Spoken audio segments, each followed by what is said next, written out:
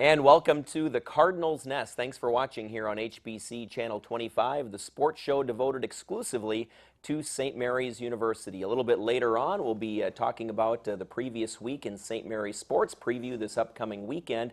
But first, we have our interview segment. I'm Dean Beckman, along with Sports Information Director Donny Nadeau. On the interview today, our main feature is swimming and diving. We have Eric Lindquist, the head coach, and Anna Smaron, who's a junior swimmer this year for the Cardinals. Eric and Anna, thanks for being on the program. We'll have to beg your pardon for just a minute because we need to congratulate Donny Nadeau here, a.k.a. Gramps. And there he is with his wife Dee Dee and new goddaughter Avery, the daughter of Andy and Missy Nadeau. That's your son, Donny. So congratulations, your first grandchild. How does that feel? It feels great. As long as you have Dee Dee's picture up there. She told me not to, but today is Dee Dee's 50th birthday. So she was a grandma before she was 50. So congratulations, babes. All right. So beautiful granddaughter there. So congratulations to the entire Nadeau family. So now we'll turn our attention to swimming and diving. Welcome and thanks for being on the show once again. Anna, we'll start off with you. You're a junior this year, a biology major at St. Mary's. Tell us where you're from, how you got started in swimming, and how you ended up at St. Mary's. Sure. Well, I'm from Orono, Minnesota, Maple Plain, about 45 minutes west of the cities. And I came to St. Mary's. I decided to check it out. I heard that they had an awesome swim team, and I came and visited, stayed with one of the swimmers, and fell in love with the team and the school and the area. So. Now, Eric tells everyone they have an awesome swim team, and obviously you have now seen for yourself that he's right. Eric, talk about the recruitment of Anna a little bit.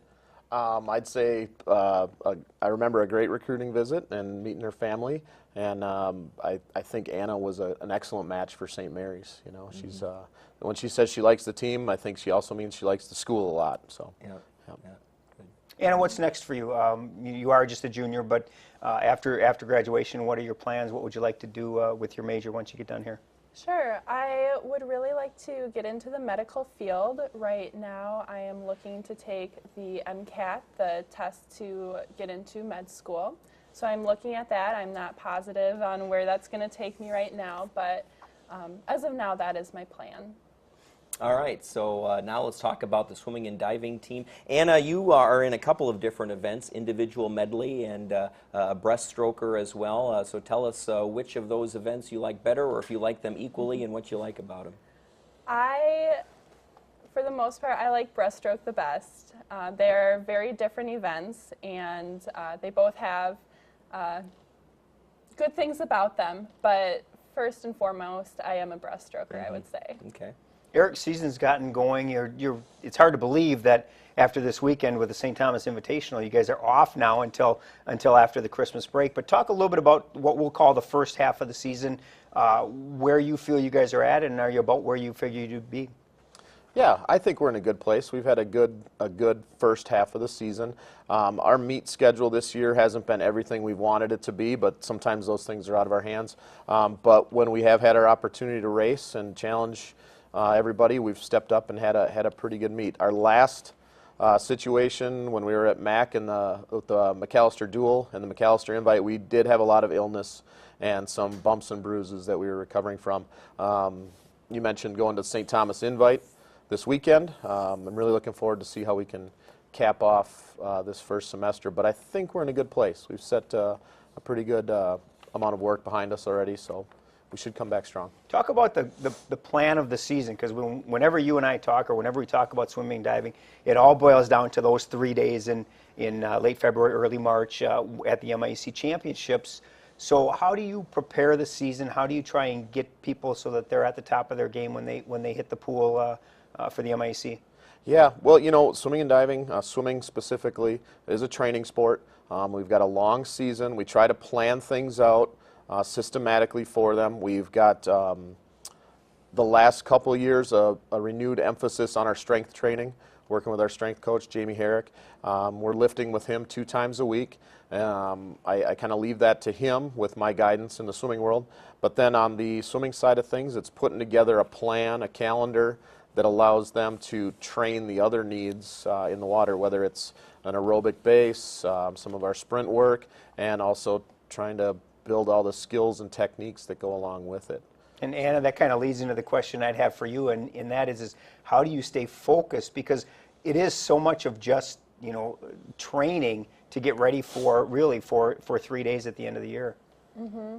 Yeah, it is. It takes a lot of focus. I have to take it one day at a time, focus on what I'm doing in the pool at that moment, and think about in the future on how what I'm doing at the moment is going to help with those 3 days. How do you approach the meets, like this weekend now? Tell me your mindset as you head into the weekend at St. Thomas. I am going to take each race one at a time. I'm swimming 5 in total this weekend, 1 on Friday and then 4 on Saturday. So I will take each race one at a time and swim my heart out for each one of them. Eric, how about that? I mean, 4 races in one day, is that normal for one of your swimmers to do, or is that just part of the competition but also part of the training to prepare for MIAC? I'd say a little of both. You know, when Anna says 4 events on Saturday, 2 of those are relays, and then 2 individual events. Part of it is the norm. You're able to swim that many events, and we're going to do it. We're going to push our athletes to swim as many as possible because that 3 days in February is pretty challenging. And it also will help the team in terms of scoring points and trying to place well at this competition. Anna has that event Friday night along with Mark Ross. They're both swimming the 400 IM, or the individual medley, which is arguably one of the most grueling events that we do. And the opportunity to swim it doesn't come along that often, so Anna and Mark will be up there Friday tackling that event as well. Talk a little bit about that event in itself. For some people, they may not know what the IM actually consists of. Just tell us a little bit about that event, because it is a pretty grueling event in itself. Yeah, in competitive swimming, there are 4 competitive strokes: butterfly, backstroke, breaststroke, and freestyle. In an individual medley, you do an equal part of all 4 of those strokes. Traditionally, the 200 IM is 2 lengths of each stroke. The 400 IM is obviously 4 lengths of each of those strokes, and it does start out with the butterfly, which challenges a lot of people in and of itself. So in terms of distance and skill, that's a pretty challenging event. How about the fact, I mean, Anna does that event. Okay, not a whole lot of people do that, the IM. Is there something that, you know, you have to know? Is this in terms of how you get people that do the IM? Because you have to know every stroke and have to be good at every stroke. Yeah, I think your second half is what hit it on the head. You need to be a skilled swimmer and be able to do all those strokes proficiently. You also have to have the mindset and the guts to do it, which Anna and Mark definitely do. That one and the, what is it, the 1650 free? That's the other one. 1650 the mile, yeah. Shake your head at. Yeah. But Anna, can you talk a little bit about the IM and how and what you think of that? Because again, I think it's an interesting event just because you have to be able to swim all 4 strokes. Mm-hmm. Yeah, it's definitely a tough one, but I think that by swimming the IM, especially the 400 IM, it does prepare me for my other races and shows that I am strong enough, tough enough to accomplish all the other races as well. Eric, they're showing some highlights here of the Hour of Power that you guys took part in a couple of weeks ago. Talk a little bit about that event and its purpose in this season. Yeah, started about, I believe it was 6 years ago by Carleton College in memory of one of their swimmers who passed away from cancer. It was a cancer that targeted young adults in their late teens and early 20s. The Hour of Power is a 1 hour, leave it in the pool, if you will, relay to bring awareness to this sarcoma cancer that took one of their athletes away, and we were proud to continually be participating in that. Anna, we were talking earlier about some of your events, and I was looking up individual top times for this year, and I looked up your information. The 100 breaststroke, 1:16.81. In the 200 breaststroke, it's 2:45.46. Can you improve on those times? How do you feel about those times that I just mentioned there? Yes, those are times that I got earlier in the season, and so I'm definitely looking to improve them. For my personal records, I have been quite a bit faster, so I'm looking forward to doing the same this year. And Eric, that it's a good point that Dean brought up, is in that you know, the times early in the season are kind of like you set the bar, so to speak. when you get to MIAC, the times are certainly usually a lot faster. Can you talk a little bit about the plan and how you do that, how you get your swimmers to be at the top of their events at the end of the year? Yeah, one of the methodologies, if you will, in swimming is to train hard and then rest at the end of the year, which we always refer to as the taper.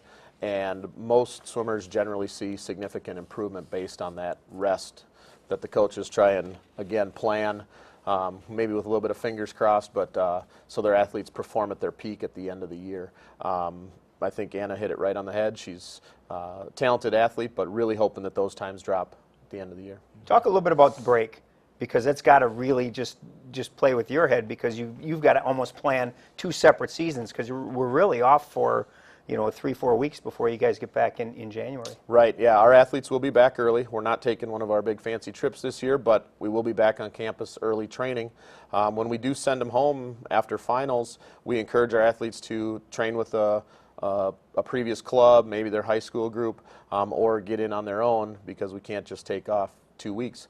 When they come back, that'll be a little bit bumpy usually, but we'll get back into it as quick as we can to try and finish out that season. And you mentioned the big fancy trips, because it is part of St. Mary's swimming. It's almost a tradition that you guys have set. Talk a little bit about some of those trips you've taken in the past and what purpose they serve with this team.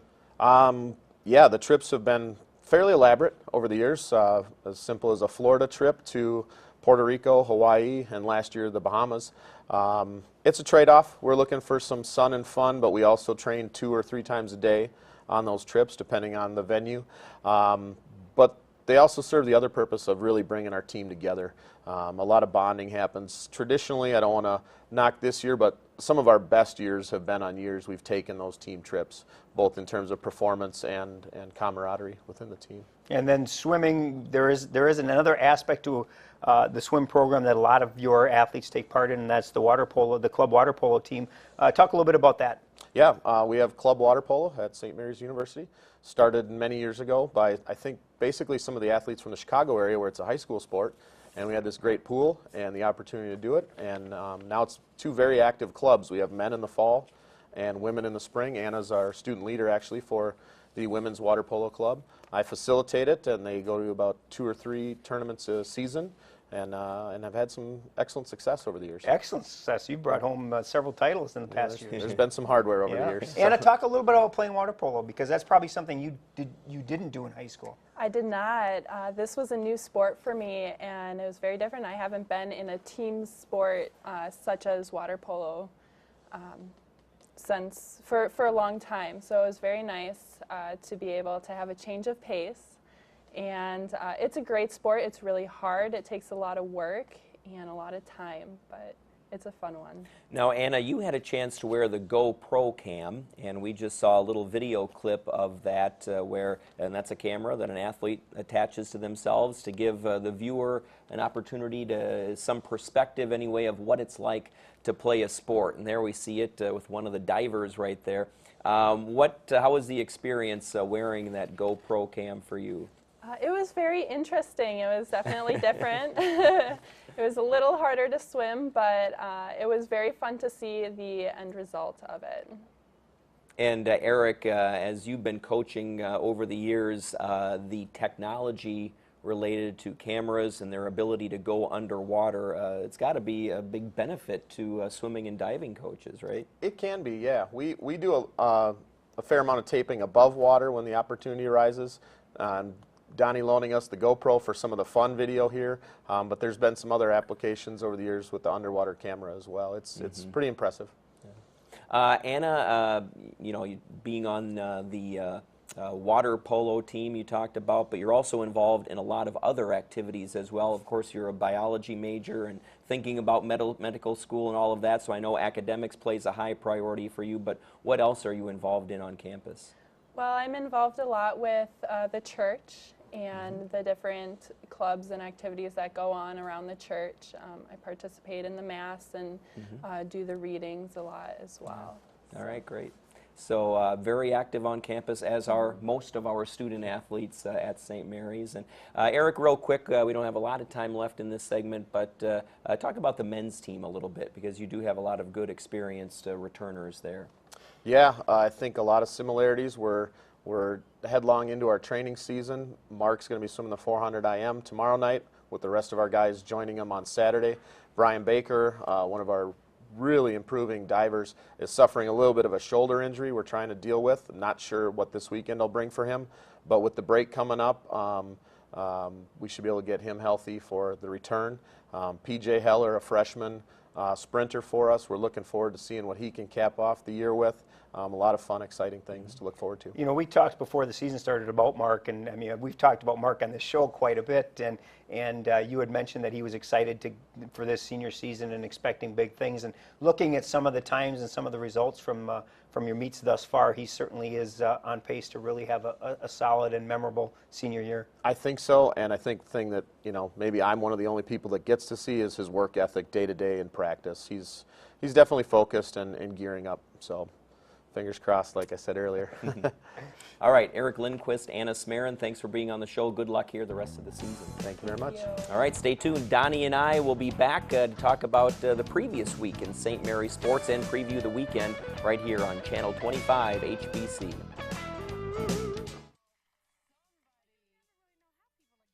A state-of-the-art fiber optic network. Sure, you've all heard that. But what does it mean?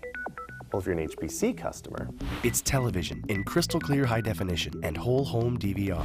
Blazing fast internet speeds, perfect for gaming or movies. Phone service with your choice of features, including unlimited long distance. And now, HBC has expanded service throughout much of southeast Minnesota. Call today and see what it's like to be on a state-of-the-art fiber optic network with a local company receiving national recognition for their service.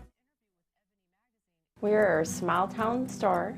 Everything relies on our internet, our pumps, our registers, everything. So we need somebody that is willing to go that extra mile for us. Jill is awesome. She is very personable. When we call them, they react to us as if we are top on their list. And to me, that is number one.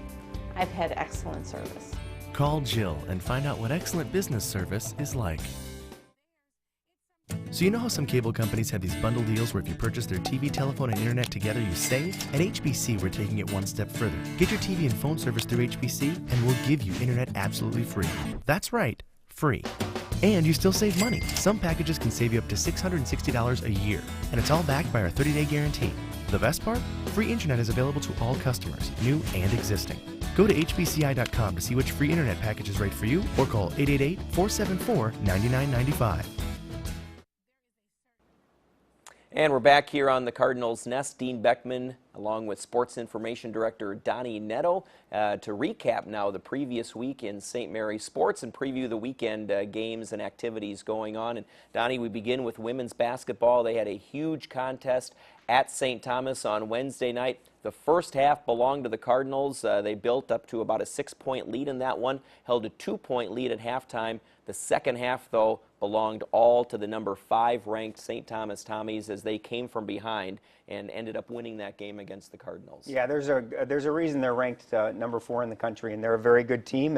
And you know, Coach Pearson knew that heading in, and she also knew that she's got a very good team. I mean, they were 5-0 for a reason, and certainly deserved to be on the same court with the Tommies. And unfortunately, ran into a little cold shooting in the second half where they only made 3 field goals, shot 13% from the field in the second half. And against a team like St. Thomas, you just can't do that because they're gonna take advantage of that. And you know, that was really the difference in the ball game. Give credit to the Cardinals for an outstanding start to the season. They head into Saturday's game against St. Benedict with a 5-1 record. They're 3-1 in the conference.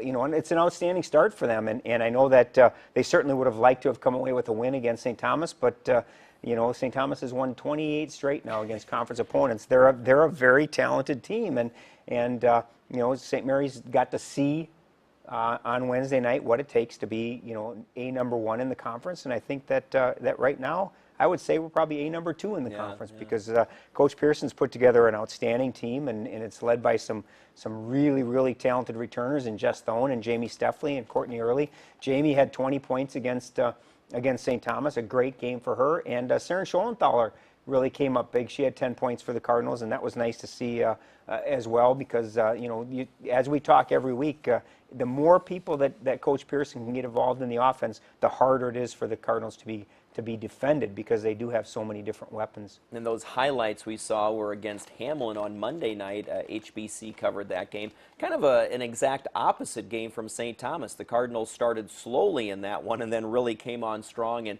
ended up with a 9-point win, though it felt like a bigger win and really was a bigger point differential. It was, for most and of that they, second you know, half. the Cardinals right now. I mean, you look at their last 2 games before they played St. Thomas. They had St. Catherine on Saturday, and then they had Hamlin on Monday. And in both games, they controlled the game from start to finish, and they dominated. You look back at that St. Catherine game, and you talk about a dominating performance. They held St. Catherine to 9 points in the first half and 22 points for the game, and you know, that's some good defense, and that's what Coach Pearson prides her team on right now is that they're an excellent defensive team. And you talked about the St. Thomas game. The first half, defensively, they were outstanding. But again, it's a 2-part game. You've got to be good defensively, but you also have to be solid offensively.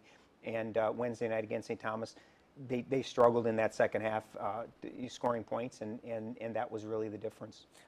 Last week here on the Cardinals Nest, we had Coach Pearson on along with Jess Stone, and you know, ever since in the last 4 games, Jess Stone has gone on and really played well, getting that Cardinals Nest bounce, as we like to call it, the good things that result from coming on the Cardinals Nest. And there you see her point totals last week, and she's having a terrific season, and they need her to. What I do want to ask you about, though, Donny, you talked about their defense. They're shooting 40% as a team right now. Is that a high enough percentage to finish in that top 3, top 4 in the conference? Well, I think it is just because of the defense that they're playing. If you're holding your opponents to, you know, say 50 points, you know, you can certainly get by shooting 40% from the field and win games. And I think part of it is the biggest challenge any team has is making sure to play your game and to play at your level. When you play a team that maybe you know, you control or you should be able to handle easily, it's really hard to not slip into that playing down to the level of your opponent, and sometimes that happens. And the key to successful teams, to very good teams, is they don't do that. They don't slip down, or they don't you know, they don't have the off nights. And I think that right now, Coach Pearson has proven that this team is going to be one that's going to be a force to be reckoned with, and you know, from everything that I've seen thus far this season, there's no reason that they shouldn't be one of the top 4 teams in the conference come the end of the season, and having one of those home playoff games. It's certainly not a given, and they're going to have to work for it, but they have the talent and the ability to definitely be one of the teams competing for a conference championship this year. And they've held their opponents to 27% shooting and have outscored their opponents 136-85. So they are getting enough offense here early in the season. Defensively, that's the key. I mean, and Coach Pearson harps on that all the time, is to play good defense. You know, you're gonna be in every game. If you can continue to baffle your opponents with solid defense, it makes it very tough for your opponents to score points. On Wednesday here on HBC, we had the men's basketball game televised with St. Thomas. The Cardinals trailed by just 6 points at halftime, 39-33. St. Thomas, though, an entirely different team coming out in the second half, showing why they are the 5th-ranked team on the men's side in Division III. Yeah, very good team, and I really give Coach Landrums, both of them, Kevin and Todd, some great props, because that first half was probably the best half of basketball they've played all season. They had St. Thomas probably shaking their heads. You look at that first 20 minutes of that game, lead changed hands 7 different times. It was tied once, and you know, St. Thomas was really clinging to a 6-point lead at halftime. Unfortunately, the Tommies came out in a full court press in the second half, and that pressure defense really gave the Cardinals fits, and you know, St. Mary's struggled to get the ball up into the up court, and St. Thomas took advantage of that en route to the win. Yeah, and ultimately just forced too many turnovers, 34 turnovers by the Cardinals in that game. That's something they'll have to cut down on as they look to pick up some wins here. Absolutely, and you look at the play of Mike Burfind in that game, and you know, he had 24 points and a solid performance against one of the best teams in the country. For him to score 24 points was outstanding. They're banged up a little bit. We talked about that last week, and that Mike was out. He missed 3 games with a concussion. Sam Ruth missed this one. He's a freshman regular for the Cardinals. He missed it. Now he's got a concussion, and they were without Mark Schumacher, who had some school duties that he had to attend to. So he wasn't able to play as well. So you know, they weren't at full strength, but you know, I think they showed a lot of heart, a lot of guts, and played very hard. And I think they can take a lot of positives from a game like that, especially the way they played in that first half. I think they proved that they're certainly a better basketball team than their record may show. Yeah, you brought up Burfind, 24 points. If there was ever any doubt, he proved that he was arguably the best player on the court last night. Oh, he is a player, and every game, you know, he just keeps getting better and better and better, and they need him. You know, when we talked to Coach Lander when he was on the show, you know, he's not about to deny it either. If they're going to be successful, if they're going to win games, Mike's got to be on the court, and you know, he's had a great 3 years. He's coming into this senior year determined to make it his best, and so far he certainly has done that. Donny, in men's hockey action, the Cardinals won the Teddy Bear toss game with a 7-5 win over Hamlin. Ended up sweeping, or not sweeping, but splitting the weekend series with Hamlin as Cardinals suffered their first conference loss on Saturday night, but big win there on Friday. Yeah, it was a great win on Friday, and one of the things you look at with Friday night's game was I think that Friday's 7-5 win over the Oles showed the resilience of the Cardinals. You look at that game, St. Mary's scored first. Then St. Olaf scored 3 goals, so they were up 3-1. St. Mary's comes back and ties it 3-3. St. Olaf scores to go up 4-3. St. Mary's scores 2 goals to go up 5-4. Olaf scores to tie it, and yet they found a way to come out with the 7-5 win. And I think it's one of those things that just shows that this team won. They've got the firepower that they can you know, they can score 7 goals in a game. They've done it several times now this year. But I think it also shows that even in the face of adversity, when you're trailing 3-1 after kind of dominating play, that you can come back and get the job done. I think that says a lot for the team. I think on the flip side, if you look at Saturday's rematch against the Oles in Northfield, you can't afford to be giving up 5 goals every single game because the offense isn't always going to be scoring 7 goals. It was kind of a microcosm in that, you know, you can't give up 5 and you got to score more than 2. St. Olaf's a very tough place to play. The rink is very small. We play on an Olympic-sized sheet here, and at St. Olaf it's a much smaller rink size, and so it makes it tougher to play. They're a freewheeling team, and they like that a lot of that area. Mm-hmm. So the nice thing is if you look at it, they've played 4 conference games and they're 3-1, and they're right in the heart of you know, battling for playoff contention, and that's where they want to be 4 games in. All right, there we see the standings and their upcoming schedule on the road now with a couple of games at Lake Forest College. And Donnie, real quick now in women's hockey action, they also took on St. Olaf and suffered a couple of defeats last weekend. And for the women's hockey team, it's a matter of getting their offense going, just not scoring many goals. Yeah, and I talked to Coach Manor after the games this weekend, and the frustrating part is he said in both games they played some of the best hockey they've played.